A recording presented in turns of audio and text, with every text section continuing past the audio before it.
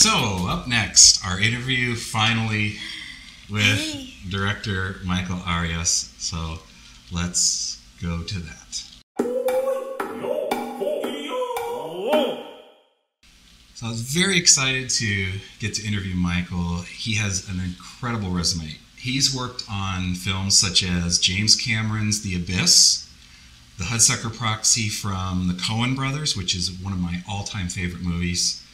More recently, he worked on The Animatrix as producer. He directed the anime feature film Tekken Kinkreet, which is incredible. He also directed the live-action film Heaven's Door in Japan. And most recently, he directed a music video for the incredibly popular AKB48, the song Kokoro no Hane. So actually, I thought before we go to the interview, I want to just play a little clip from the music video, and hopefully Columbia Records doesn't come down on us for playing a clip. This is fair use, Columbia Records. I'm trying to help sell your stuff, so don't give us a hard time. Here's a quick clip from Michael Arias' music video for Kokoro no Hane by AKB48.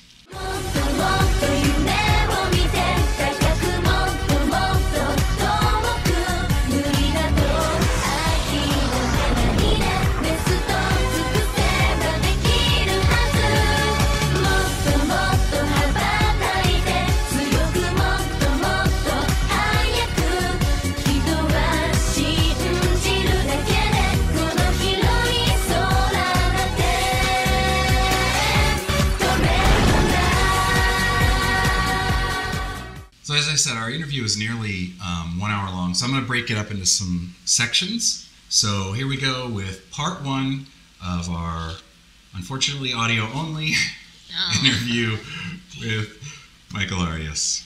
Welcome to you, Michael Arias, director of Tekken Kinkreet, and so you got some new projects you're working on now. I just saw you did a music video. Was that recently or fairly recently? Yeah, it was this summer.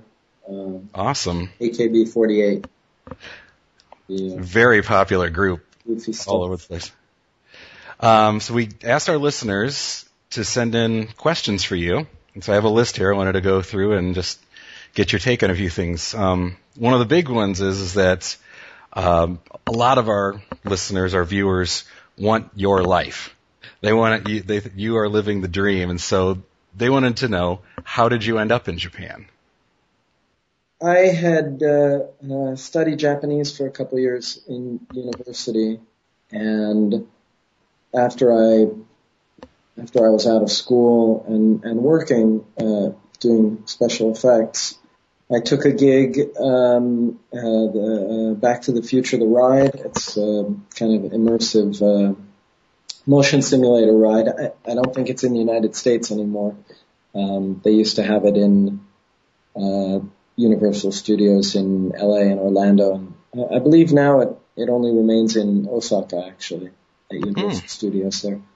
The model making crew for that and the optical effects crew were all Japanese, and just because I spoke a little Japanese, I ended up sharing a house, because we were on location for a year. I ended up sharing a house with one of the Japanese sculptors, and just generally hanging out with a lot of the Japanese folks on the crew, and that kind of turned itself into an invitation, or at least a lot of contacts in Japan, so that by the time I finally came over, which was just basically to sightsee, but by that time I actually had some work contacts and got offered a job in the camera department, or the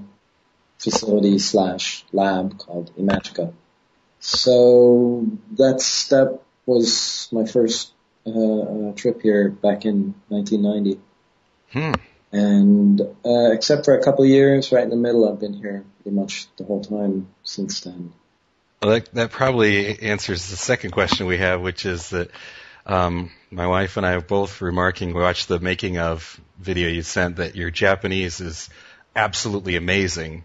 And not only are you fluent, but the way you speak, it actually mimics a typical Japanese person. You come off as Japanese when you're speaking Japanese. And could you talk a little bit about how you came about to speak, not only understanding vocabulary, but the mannerisms in speaking as a fluent Japanese person? I mean, it is really amazing. You are truly fantastic at speaking Japanese. Well, it's kind of a hard question to answer because I've never really thought about it much. I mean, of course, I did study Japanese in a classroom, but except for the first couple of years of college Japanese, which doesn't really get you that far, it's all been learned on the job. And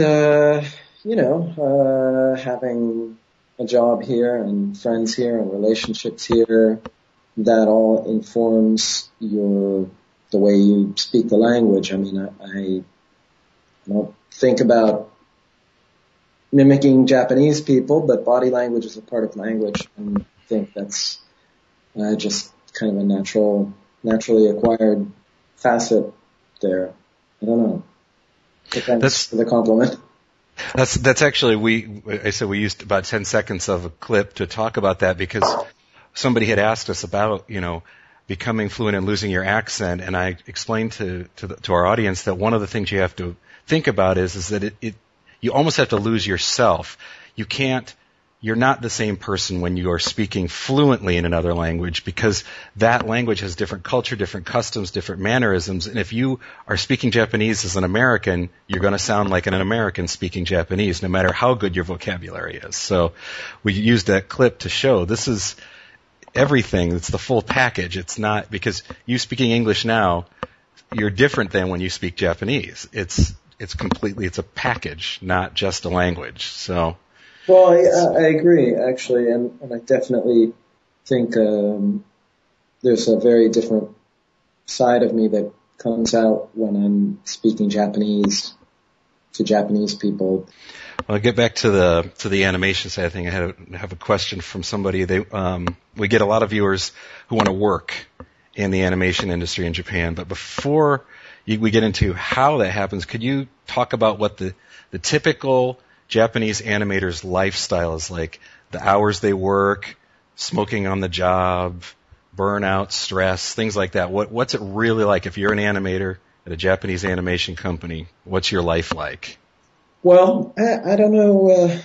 It's not that different from what I was used to working in effects in the States, except I mean, when I started, people were actually smoking on the stages, and it wasn't, uncommon to go nights without sleep. Although I'd have to say the pay was much better in the United States. It's a tough life.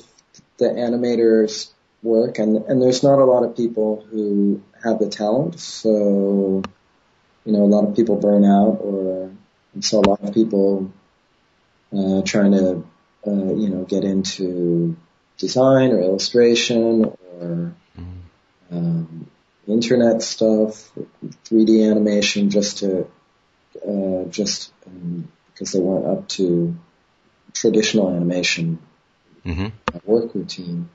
But yeah, it's, at 4C, it's, we had a couple floors just of animators' desks, and a lot of guys there, just because they're basically freelance, their work schedules are kind of unregulated, so guys, wake up at noon, grab lunch, and then come to the studio and then work all night.